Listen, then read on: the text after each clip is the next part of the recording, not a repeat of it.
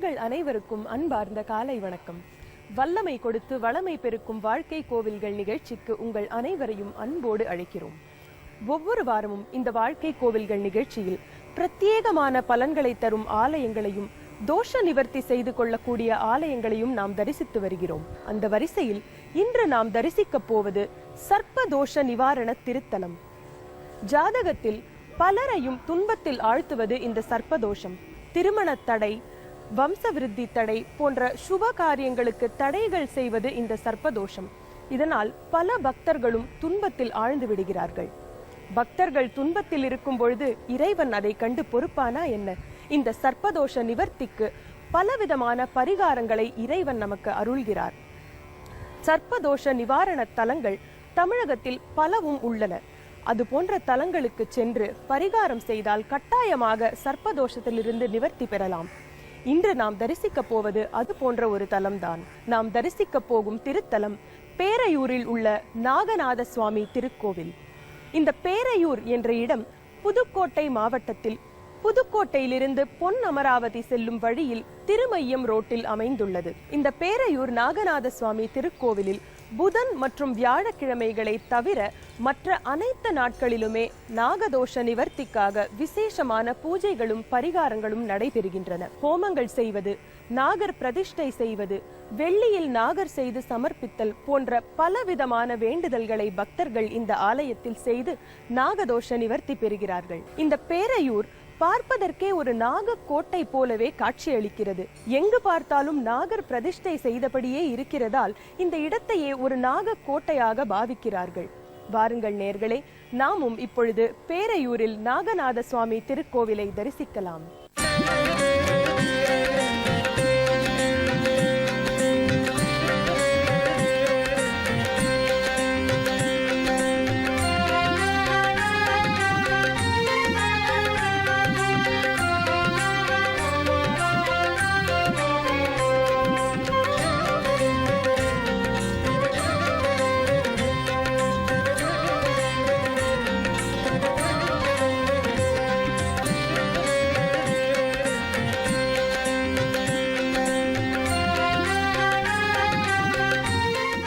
தொலைவில் இருந்து பார்க்கும் போதே மதிலின் மீது வரிசையாக படமுயர்த்தி நிற்கின்றன நாகங்கள்.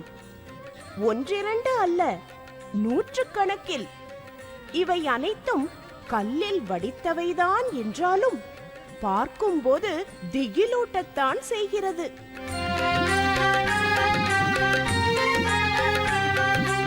ஏன் இவற்றை மதில் மீது வைத்திருக்கிறார்கள்? இதென்ன வித்தியாசமான மரபு? வேறொன்றுமில்லை, நாகதோஷ நிவர்த்திக்காக நேர்த்திக் கடனாக பக்தர்கள் சமர்ப்பிக்கும் நாகர்களை வரிசையாக மதிலின் மீது வைத்திருக்கிறார்கள்.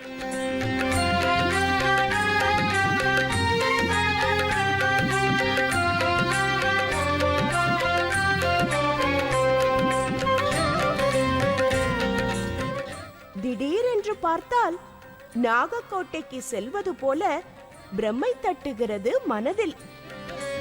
இது நாகதோஷ நிவர்த்திக்கான ஸ்தலம் பேரையூர். வாழ்க்கைக்கும் நம் வாழ்வின் வாயில்கள்.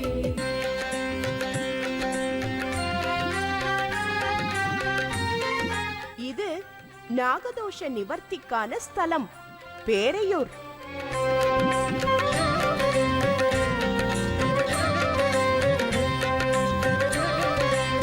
புதுக்கோட்டையிலிருந்து பொன் அமராவதி செல்லும் வழியில் இருக்கிறது பேரையூர். ஆலயத்தின் முன்பக்கம் அமைந்திருக்கிறது சுனை.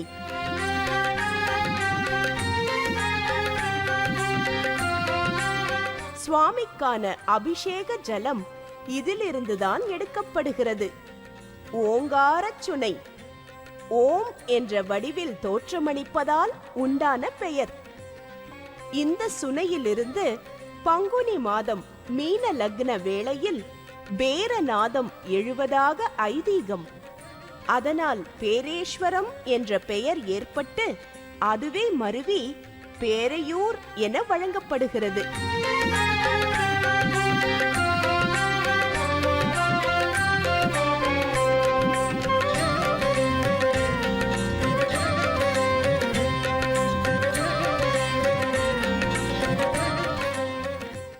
பூஜண்ட கிரிக்ஷேத்திரம் அப்படிங்கிறது பேரேஸ்வரம் என்ற பேரையூர். சுவாமி பூஜண்ட கிரிக்ஷேத்திரத்தில் அமைந்திருக்கிறார். சுவாமி அம்பாள் நடுவில் குழந்தை வடிவம். சோமாஸ்கந்தருடைய வடிவம் இந்த கோயிலுடைய அமைப்பு. இந்த கோயிலுடைய அமைப்பு நடுவில் குழந்தை இருக்கிற பாக்கியம் கொடுக்குற ஸ்தலம். நடுவில் குழந்தை இருக்கிறனால குழந்தை பாக்கியம் இல்லாதவங்கெல்லாம் உத்தரதோஷம் அப்படிங்கிறது நாகதோஷம். இந்த நாகதோஷம் இருக்கிறவங்கெல்லாம் பஞ்சமஸ்தானத்தில் ராகு கேது, உத்தரஸ்தானத்தில் ராகு கேது இருந்தால் அந்த தோஷமாகப்பட்டது நிவர்த்தி ஆகிறத ஒரு புண்ணியமான க்ஷேத்திரம் பேரேஸ்வரம். பேரேஸ்வரம்னா பேரநாதம். சுவாமிக்கு பேரநாதத்தில் சுவாமி ரொம்ப பிரீத்தியாக இருக்கார். பேரநாதம்னா மிருதங்க சப்தம். அந்த பேரேஸ்வரத்துக்கு ரொம்ப உகந்தது நாகேந்திரன். ஒவ்வொரு யுகங்களத்திலும் ஒவ்வொருத்தர் பூஜை பண்ணியிருக்காங்க. இப்போ நாகராஜர் சுவாமிக்கு பூஜை பண்ணுறார்.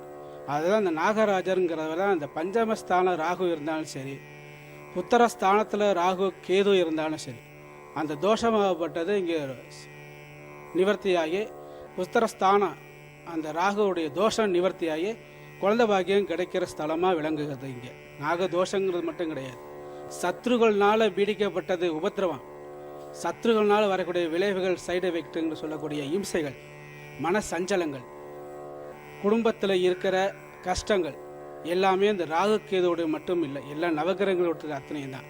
இல்லை நவகிரக பீட பெறுகிற அர்த்தம் பூராவுமே இந்த நவகிரக வழிபாடு பண்ண அந்த தோஷமாகப்பட்டது இங்கே நிவர்த்தி ஆகுது. புத்திரபாக்கிய கொடுக்க ஸ்தலம். அதே புத்திரஸ்தானத்திலேயோ கல்யாணம் ஆகாதவங்களுக்கு கல்யாணம் நாகதோஷம் இருந்தாலும் இந்த நாகதோஷ நிவர்த்தியாகி கல்யாணம் நடக்கிறது. வாழ்க்கையில் சிறந்ததுனாக்க கல்யாணம், அடுத்தாப்புல குழந்தைகள்.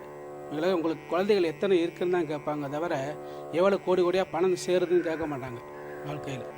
அந்த மாதிரி சந்ததிகளை கொடுக்கக்கூடிய ஸ்தலம். பனை மரத்தை தல விருட்சமாக கொண்ட இக்கோவிலில் பொய்யாத விநாயகர், முருகப்பெருமான், காசி விஸ்வநாதர், நடராஜர் என பல்வேறு சந்நிதிகள்.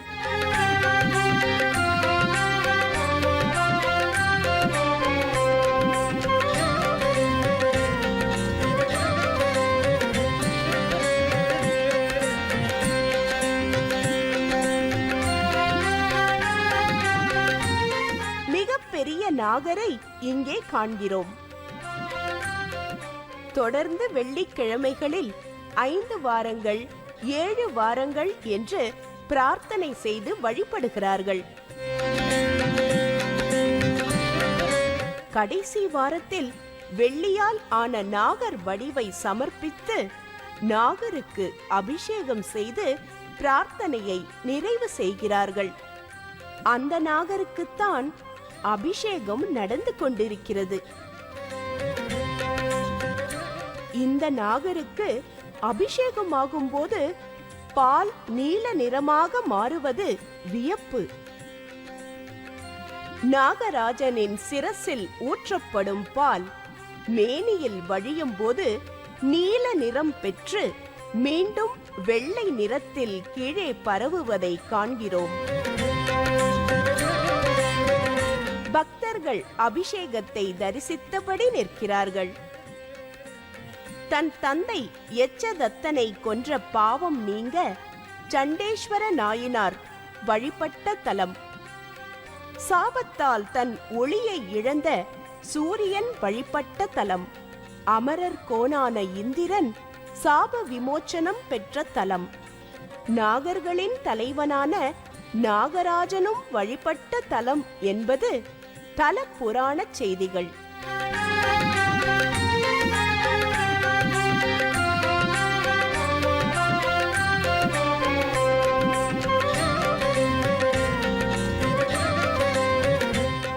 ராஜேந்திர சோழன் கால கல்வெட்டுக்களை கொண்ட பழமையான இந்த திருக்கோவிலில் பிரகதாம்பாள் என்ற பெயருடன் அருள்பாலிக்கிறாள் அம்பிகை. கனிவும் மலர்ச்சியும் ததும்புகின்றன தேவியின் திருமுகத்தில். அஞ்சாதே, உன் விருப்பங்கள் கைகூடும் என்று அபயம் தருபவளாக காட்சியளிக்கிறாள் அம்பிகை.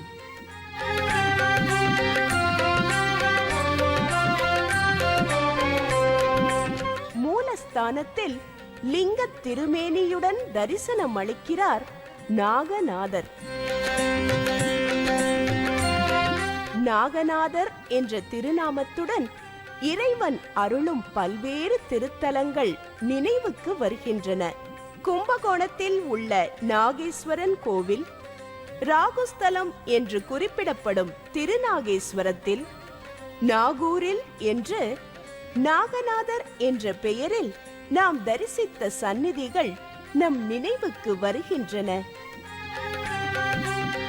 இந்த சந்நிதிகள் அனைத்துமே நாகதோஷம், ராகு கேது தோஷம், மாங்கல்ய தோஷம், புத்திர தோஷம், களத்திர தோஷம் என்று சொல்லப்படும் தோஷங்களை நீக்குவதற்கான பரிகார பூஜைகள் செய்ய உகந்த தலங்கள்.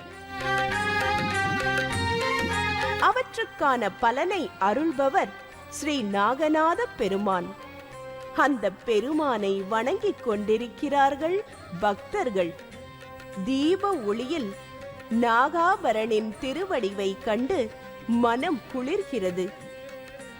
ஜாதக ரீதியாக சொல்லப்படும் நாகதோஷம், ராகு கேது தோஷங்கள் அகல மிகச் சிறந்த பரிகார ஸ்தலம் இந்த பேரையூர்.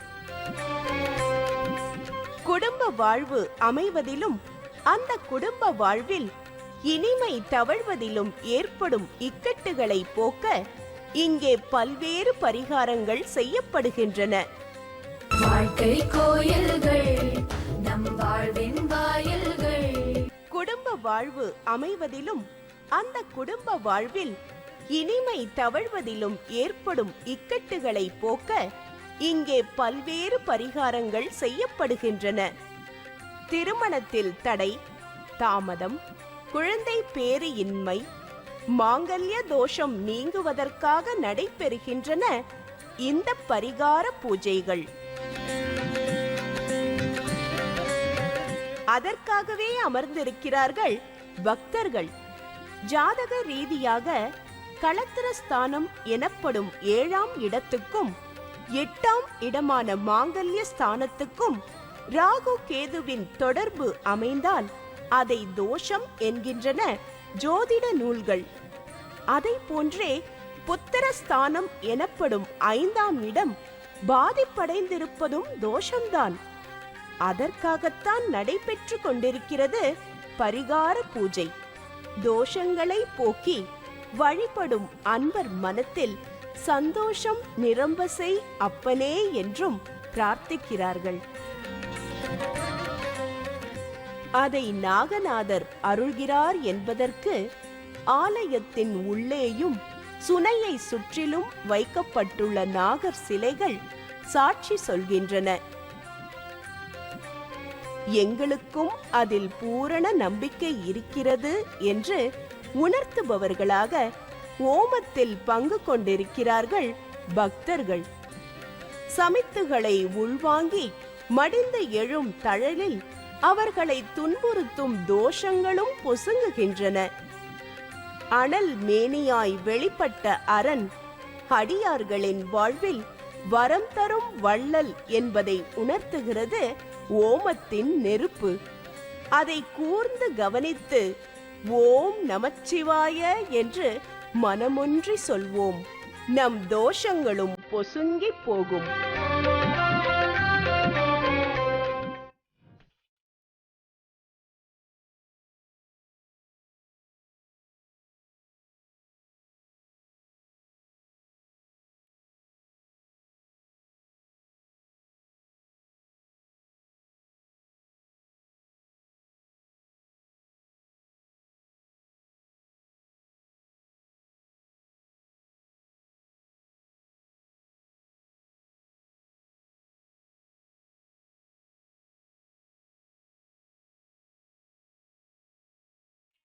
நேர்களே, இன்றைய வாழ்க்கை கோவில்கள் நிகழ்ச்சியில் பேரையூர் நாகநாத சுவாமி திருக்கோவிலில் நடைபெறும் வழிபாடுகளையும் நாகதோஷ நிவர்த்திக்காக அங்கு நடைபெறும் பரிகாரங்களையும் நாம் பார்த்தோம். இந்த திருக்கோவிலில் பக்தர்கள் 5 வாரங்களோ அல்லது 7 வாரங்களோ வந்து பலவிதமான பரிகாரங்களை செய்து வணங்கி பலனடைந்து நாகதோஷத்திலிருந்து நிவர்த்தி பெற்றுள்ளார்கள். இந்த திருக்கோவிலில் புதன் வியாழன் தவிர மற்ற நாட்களில் கூட்டம் அதிகமாகவே காணப்படுகிறது. அதிலும் குறிப்பாக வெள்ளி மற்றும் ஞாயிற்றுக்கிழமைகளில் பக்தர்கள் கூட்டம் பெரும் திரளாக வருகிறது என்றே சொல்லலாம். நீங்களும் உங்கள் இல்லங்களில் சுப காரியங்கள் தடைபட்டு போய்க் கொண்டிருந்தால் கட்டாயமாக இந்த ஆலயத்தை வந்து தரிசித்து பரிகாரங்கள் செய்து நாகதோஷத்திலிருந்து நிவர்த்தி பெறலாம். இந்த பேரையூர் புதுக்கோட்டை மாவட்டத்தில் புதுக்கோட்டையிலிருந்து பொன் அமராவதி செல்லும் வழியில் திருமையம் ரோட்டில் அமைந்துள்ளது. நேர்கள் அனைவரும் கட்டாயமாக இந்த ஆலயத்தை சென்று தரிசித்து பலனடைய வேண்டும். மீண்டும் அடுத்த வாரம் வாழ்க்கை கோவில்கள் நிகழ்ச்சியில் உங்கள் அனைவரையும் சந்திக்கும் வரை இறையருளால் உங்களுக்கு எல்லா நலன்களும் கிடைக்க வேண்டும் என்று வேண்டி விடைபெறுவது வித்யா கல்யாணராமன். இந்நிகழ்ச்சியை பற்றிய உங்கள் விமர்சனங்கள் வரவேற்கப்படுகின்றன. அனுப்ப வேண்டிய முகவரி SLN டெலிவிஸ்டார்ஸ் 2/669 ரங்காரெட்டி கார்டன், சின்ன நீலாங்கரை, சென்னை 600041. தொலைபேசி எண் 0444330281. வாழ்க்கை கோயில்கள் நம்